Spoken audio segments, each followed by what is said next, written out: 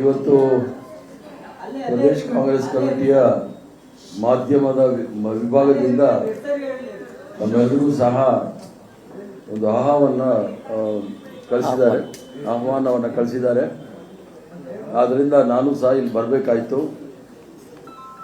ನನ್ನ ಈ ಒಂದು ಪತ್ರಿಕಾಗೋಷ್ಠಿ ಕೇವಲ ಸೌಜನ್ಯದ ಭೇಟಿ ಅಂತ ತಿಳ್ಕೊಳ್ತೇನೆ. ಯಾಕಂದರೆ ಭಾಳಷ್ಟು ಜನ ಪತ್ರಕರ್ತರು ನನಗೆ ವ್ಯಕ್ತಿಗತವಾಗಿ ಪರಿಚಯ ಇದ್ದೀರಿ, ಕೆಲವರು ದೂರದಿಂದ ಪರಿಚಯ ಇದ್ದೀರಿ, ಯಾರೂ ಅಷ್ಟು ದೂರ ಇಲ್ಲ ನನಗೆ.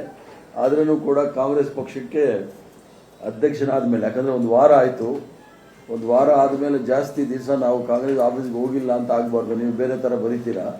ಅದಕ್ಕೋಸ್ಕರ ಒಂದು ಸೌಜನ್ಯದ ಭೇಟಿ ಮಾಡಿ ನಿಮ್ಮನ್ನೆಲ್ಲರೂ ಸಹ ಭೇಟಿ ಮಾಡಿ, ನೀವು ಟೀ ಕುಡಿಯೋಂಗಿದ್ರೆ ನಾನು ನಿಮ್ಮ ಜೊತೆ ಟೀ ಕುಡಿದು ಅದಕ್ಕೇನಂತೀರ ಕುಶಲೋಪಕಾರಿ ಅದನ್ನು ಮಾಡಿಕೊಂಡು ಹೋಗೋಣ. 21ನೇ ಇವರು ಪ್ರದೇಶ ಕಾಂಗ್ರೆಸ್ ಕಮಿಟಿಯಿಂದ ಚಂದ್ರಶೇಖರ್ ಅವರು ಹೇಳಿದಾಗೆ 21ನೇ ತಾರೀಕು ಜವಾಬ್ದಾರಿಯನ್ನು ನನಗೆ ಕೊಡ್ತಾ ಇದ್ದಾರೆ. ಆ ಜವಾಬ್ದಾರಿ ತೆಗೆದುಕೊಳ್ತೀನಿ. ಬಂದಿದ್ದ ಕಾರಣ ಇಷ್ಟೇ, ಚಂದ್ರಶೇಖರ್ ವರ್ಕಿಂಗ್ ಪ್ರೆಸಿಡೆಂಟು ಅಂತ ಹೇಳಿದರೆ ನಾನು ಬರ್ತಾ ಇರಲಿಲ್ಲ. ಅವರು ಈಗ ಆ್ಯಕ್ಟಿಂಗ್ ಪ್ರೆಸಿಡೆಂಟ್. DK ಶಿವಕುಮಾರ್ ಅವರು ರಾಜೀನಾಮೆ ಕೊಟ್ಟ ಮೇಲೆ ಅವರು ಇನ್ಚಾರ್ಜು PCC ಜನರಲ್ ಸೆಕ್ರೆಟರಿ, ಅದು ವರ್ಕಿಂಗ್ ಪ್ರೆಸಿಡೆಂಟು. ಆದ್ದರಿಂದ ಅವ್ರು ಹೇಳಿದ ಮೇಲೆ ನಾವು ಬರಬೇಕಾಗುತ್ತೆ. ಬಂದಿದ್ದೀವಿ. 21ನೇ ತಾರೀಕು ಆದಮೇಲೆ ರೆಗ್ಯುಲರ್ ಆಗಿ ನಾನು ಬೇರೆ ಎಲ್ಲೂ ಭೇಟಿ ಮಾಡೋದಿಲ್ಲ, ಪತ್ರಕರ್ತನ PCC ಆಫೀಸಲ್ಲೇ ಭೇಟಿ ಮಾಡ್ತೀನಿ ಅಂತ ಹೇಳಿ ತಾವೆಲ್ಲರೂ ಸಹ ಬಂದಿದ್ದೀರಿ. ಧನ್ಯವಾದಗಳು, ನಮಸ್ಕಾರ. ನೋಡಿ, ಯಾರು ಬೇರೆ PCC ಪ್ರೆಸಿಡೆಂಟ್ ಆಗಿದ್ರೆ ಒಬ್ಬ ವರ್ಕಿಂಗ್ ಪ್ರೆಸಿಡೆಂಟ್ ಆಕ್ಟಿಂಗ್ ಪ್ರೆಸಿಡೆಂಟ್ ಅಂತ ಹೇಳ್ತಾ ಇರಲಿಲ್ಲ. ಇನ್ನೊಂದ್ಸರಿ ಹೇಳ್ಬೇಕಾಯ್ತು ಪ್ರಸಾದ್ ಅವ್ರು ನನ್ನ ಆಕ್ಟಿಂಗ್ ಪ್ರೆಸಿಡೆಂಟ್ ಅಂತ, ಅದಾಯ್ತಾ? ಸೊ ಅದು ಏನಾದ್ರೂ ಅದು ಉದಾರತೆ ಇದೆ ಅಂತಂದ್ರೆ ಆರ್ಗನೈಸೇಷನ್ ಇಂದ ಬಂದವ್ರಿಗೆ ಮಾತ್ರ ಸಾಧ್ಯ ಹೊರತು ಬೇರೆ ಯಾರು ಆ ಮಾತನ್ನ ಹೇಳಕ್ಕಾಗಲ್ಲ. ಧನ್ಯವಾದಗಳು ಹರಿಪ್ರಸಾದ್ ಅವರಿಗೆ.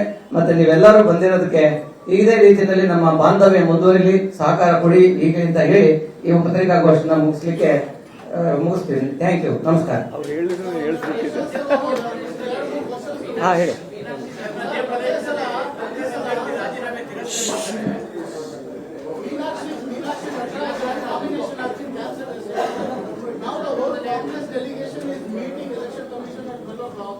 But the whole scenario, the drama which happened, how do you see this? Because she was also your colleague.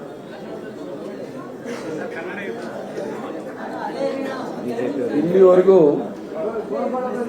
ಭಾರತೀಯ ಜನತಾ ಪಾರ್ಟಿಯವರು ಓಟಿನ ಕಳ್ಳತನ ಮಾಡ್ತಾ ಇದ್ರು, ವೋಟ್ ಚೋರಿ, ವೋಟ್ ಥೆಫ್ಟ್. ಈಗ ಸ್ಥಾನವನ್ನೇ ಕಳ್ಳತನ ಮಾಡಲಿಕ್ಕೆ ಪರಿಸ್ಥಿತಿಗೆ ಬಂದಿದ್ದಾರೆ. ಸೀಟ್ ಚೋರಿ, ಕುರ್ಸಿ ಚೋರಿ, ಸ್ಥಾನ ಕಳ್ಳತನ ಮಾಡ್ತಕ್ಕಂಥ ಕೀಳು ಮಟ್ಟಕ್ಕೆ ಇಳಿದಿದ್ದಾರೆ ಭಾರತೀಯ ಜನತಾ ಪಾರ್ಟಿಯವರು. ಇದೇನು ನನಗೆ ಹೊಸದಲ್ಲ, ನಾನು ಇದರಲ್ಲಿ ಡಾಕ್ಟರೇಟ್ ತಗೊಂಡಿದ್ದೀನಿ. 2 ತಿಂಗಳ ಹಿಂದೆ ಹರಿಯಾಣದಲ್ಲೂ ಸಹ ರಾಜ್ಯಸಭಾ ಚುನಾವಣೆ ಮಾಡುವಾಗ ನಮಗೆ 37 ಓಟ್ಗಳಿತ್ತು. ನಮಗೆ ಬೇಕಾಗಿದ್ದು 31, ನಮಗೆ ಸಿಕ್ಕಿದ್ದು 27. 4 ಓಟ್ಗಳನ್ನು ಅವರು ಇನ್ವ್ಯಾಲಿಡ್ ಮಾಡಿದ್ದಾರೆ. 2016ರಲ್ಲಿ ಒಂದು ಚುನಾವಣೆಯಲ್ಲಿ ನಮ್ಮ ಹತ್ರ ಇದ್ದಿದ್ದು 14 ಓಟು ಕೂಡ ಇನ್ವ್ಯಾಲಿಡ್ ಮಾಡಿ ಭಾರತೀಯ ಜನತಾ ಪಾರ್ಟಿ ಸದಸ್ಯರನ್ನು ಆರಿಸಿದ್ದಾರೆ. ಇದೇನು ಹೊಸದಲ್ಲ. ಈ ಒಂದು ಕುತಂತ್ರ, ಷಡ್ಯಂತ್ರ, ಪ್ರಜಾತಂತ್ರವನ್ನು ಸಂಪೂರ್ಣವಾಗಿ ನೆಲಸಮ ಮಾಡಲಿಕ್ಕೆ ಪ್ರಯತ್ನ ಮಾಡ್ತಾ ಇದ್ದಾರೆ. ಸಂವಿಧಾನವನ್ನು ಮೀರಿ ಕೆಲಸ ಮಾಡಲಿಕ್ಕೆ ಪ್ರಯತ್ನ ಮಾಡ್ತಾ ಇದ್ದಾರೆ. ಇದರ ನಾವು ಒಂದು ಬಲಯುತವಾಗಿ ಅದನ್ನು ಖಂಡನೆ ಮಾಡ್ತೇವೆ.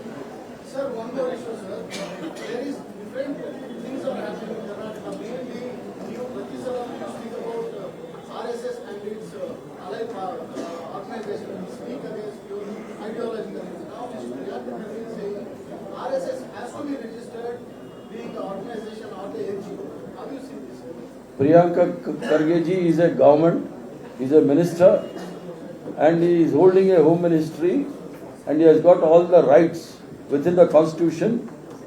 What he has said, I endorse it. Okay, thank you. Thank you. Thank you.